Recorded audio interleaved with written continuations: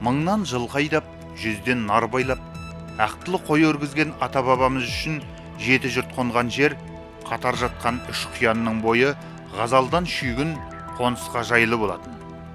Әсіресе атақты шайыр Мөңкенің мұраты айтқан жайық бойы, соның ішінде оның бұқар беті шынымен ақ майлы қиян екен.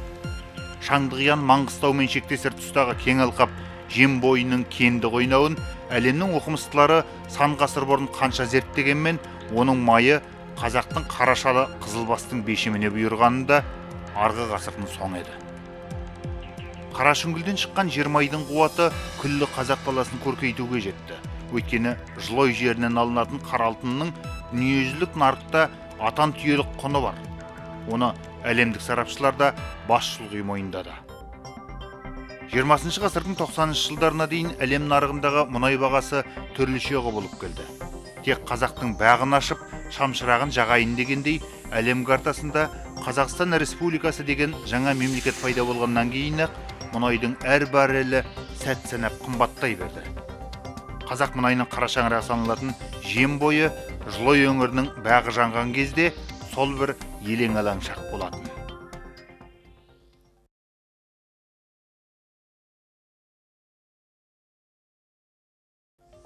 Атырау өңірі мемлекет қазынасының негізін қалаушы десек, ондағы көмірсутегі шикізатының алатын маңызы ерекше. Әсіресе ел қазынасына пайда келтіруде әзірге Жылой ауданының алдына түскен аумақ жоқ. Аудан жыл сайын республика бойынша өндірілетін мұнайдың 35%-ін беріп тұр.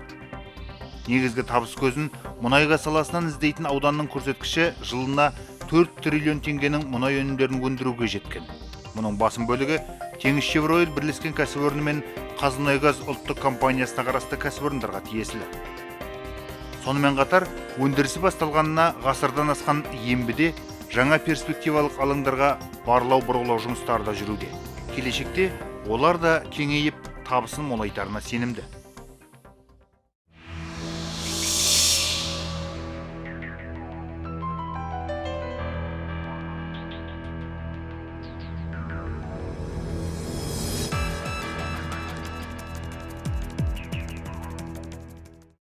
Ені 1,3 шақырым болатын алып зауыт салынбақ. Оған 7000 адамға дейін жұмыс күші қажет. Әсіресе басты ерекшелік теңіз кенішіндегі құрылысқа аса ауыр жүктерді жеткізу үшін батыс прорвадан порт салынуда. Қажетті инфрақұрылыммен бірнеше айлағымен жұмыс жасайтын порт келешекте отандық сұранысты қамтамасыз ететін болады. Ал Теңізшевройл өзі құрылған 1993 жылдан бастап 2016 жылдың 1 шілдесіне дейін жалпы сомасы 114 миллиард ақш доллары мөлшерінде Қазақстан қазынасына тікелей қаржы құйған. Бұл теңіздің әкесі саналатын Жолдасқали Досмұхамбетовтің сонау 1976 жылғы мұнайдың теңізі болсын деген арманының ақиқатқа айналуы еді.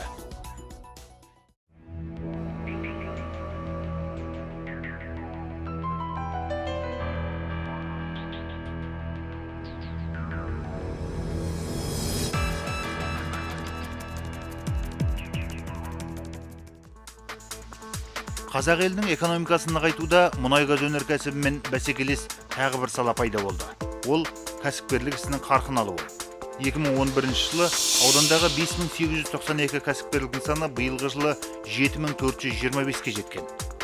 Олар бүгінде 12565 адамды жұмыспен қамтып, жыл сайын еселенген миллиардтарды салық ретінде жергілікті қазынаға түсіріп отыр.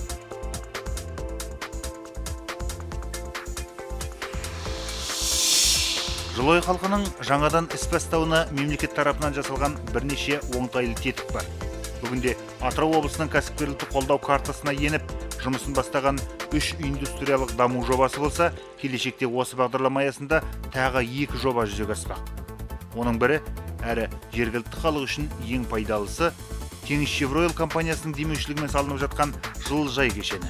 Қазір 2 гектардан астам алқапқа Атырау сауда компаниясы құрылысын жүргізіп жатқан жылыжайдың қуаты жылына 480 тонна қияр, 350 тонна қызанақ, 185 тонна бұрыш өсіру.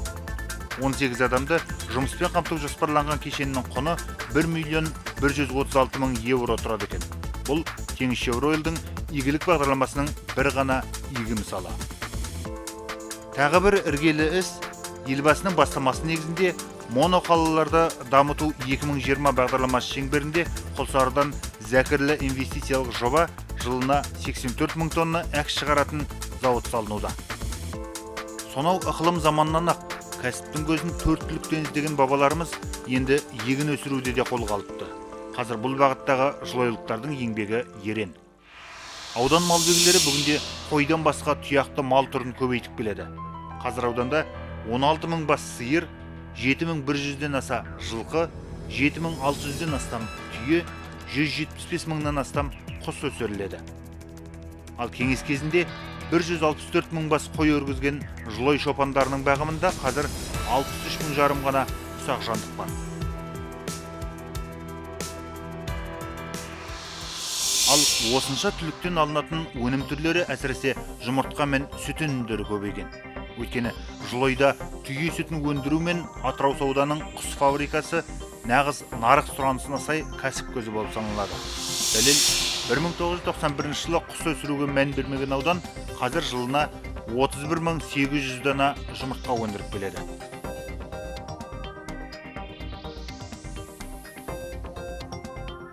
Соңғы ширек ғасырда Жылой ауданындағы қуанышты жайт баспана мәселесінің мемлекет тарапынан шешімін табуы. Облыс басшылығының бастамасымен 2013 жылы аудан орталықтарында салына бастаған көп қабатты үйлер 2015 жылдың соңында пайдалануға берілді. Атырау облысының Құрманғазы, Исатай, Индер және Жылой аудандарының орталығынан 3 қатарлы 9 үй апатты үйлердің иелері, көп балалы және тұрмысы төмен отбасыларға. Сондай-ақ бюджеттік сала қызметкерлері үшін 7 ауданның орталығында бір пәтерлік 10 үй пайдалануға берілді. Әрқайсысы 60 пәтерлік үйдің алғашқы қоныстанушылары аудандардағы баспана тапшылығын шешуге жасалған бетбұрысқа ерекше қуанышты. Олардың арасында құлсарылықтар да бар. Бүгінде Жылой ауданын мекендейтін 78 мың халықтың 57 мыңы аудандық маңыздағы Құлсары қаласының тұрғындары. Ал халық саны көбейген сайын қай жерде де көтерілетін баспана мәселесі бұл өңірде де қиындық туғызып келгені рас. Енді жекеменшік үй құрылысынан бөлек аса мұқтаж адамдардың әлеуметтік жағдайы да назарда ұсталатын болады.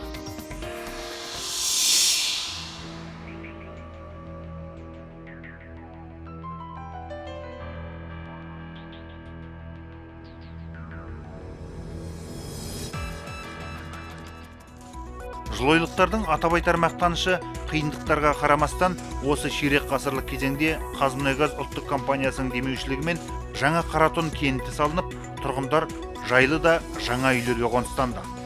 1992 жылы басталған кент құрылысы 2000 жылы толық аяқталған болатын. Қазақстан картасының маңызды күретамыры Атырау-Ақтау жолы өтетін Жылой өңірінде барлығы 144 шақырымнан астам жергілікті дәрежедегі автокөлік жолы күрделі жөндеуден өткен. Жылой жұртының тағы бір жетістігі Құлсары кентінің аудандық дәрежедегі қала мәртебесін иеленіп, республикадағы 28 шағын қаланың қатарына қосылды. Жаңа әкімшілік аумақтық құрылым 2003 жылы Майкөмген селолық округі құрылды. Ел дамуының негізгі алғышарттарының бірі де халықтың әлеуметтік тұрмыстық ахуалы қолайлы болуына жағдай жасау еді. Сөйтіп, бұл да оңымен шешілді. Осындай істерді жүзеге асыратын қашанда жұмыс күші, яғни адамдардың қажырлы еңбегі екенін естен шығармаған жөн. Аудан тұрғындары ешқашан игілікті істен қол үзіп көрген жоқ. Жұмыспен қамту мәселесі тұрақты қадағалауда. Мысалы, әріге бармай-ақ 2011 жылы 1978 адам ауданда ресми түрде жұмыссыз ретінде тіркелсе, қазір оның саны 1472 адамға дейін азайыпты.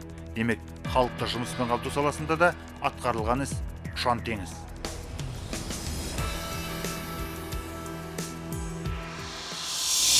Ширек ғасыр бойы атқарылған осынша жұмыстың орындалуы жергілікті қазынаға табыс болып құйылары сөзсіз.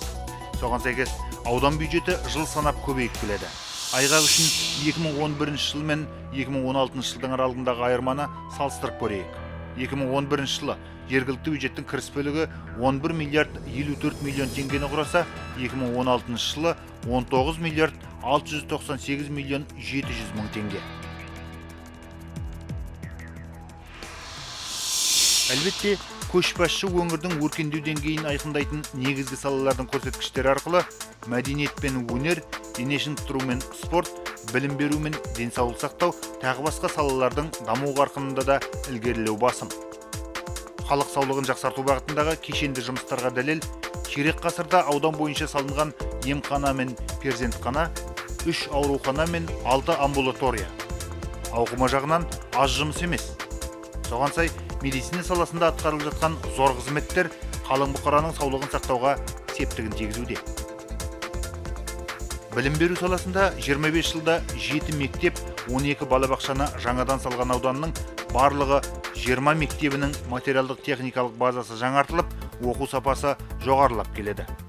Ал мектепке дейінгі мекемелермен қамтуға айрықша ден қойған жылойлық ұстаздар аудандағы 16 балабақша, мектеп жанындағы 42 шағын орталық пен 82 мектеп алды даярлық сыныбында 6194 бүлдіршінді мемлекеттік талапқа сай тәрбиелеуде. Ширек ғасырда аудандағы халықтың мәдени рухани жағынан серпілуі үшін көп істер атқарылды. Соның бірер дәлелі Құлсары қаласындағы жаңадан салынған мәдениет үйі мен 4 саябақ. Аудандық театр, Тоқсанбай Құлтумиев атындағы ұлт аспаптар оркестрі, Жем аруы би ұжымдары халықтық атағын алғандар. Сонымен қатар би үлгілі жастар би ансамблі халыққа қызмет көрсетіп келеді. Тек биылдың өзінде өнерпаздар 6 облыстық, 5 республикалық байқауларға қатысып, жүлделі орындарға ие болды. Бұның бәрі елдің мәдениеті мен өнерінің жоғары дәрежеге көтерілуіне қосылған сеп. Спорт саласындағы жетістіктерді де айрықша атап көрсетуге болады. Ширек ғасыр ішінде халықты спортқа тарту мақсатында 3 дене шынықтыру сауықтыру кешені. Бұқаралық спортты дамыту үшін 20 спорт алаңы жаңадан салынды.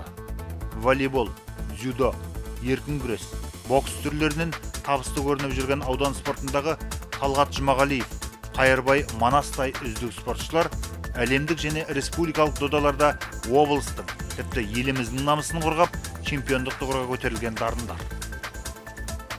Ал жастардың айрықша қызығушылығын туғызған аяқ допты дамыту үшін Құлсарыда федерация құрылып, оған аудан әкімі Мақсым Ізбәсовтың өзі басшылық жасап келеді.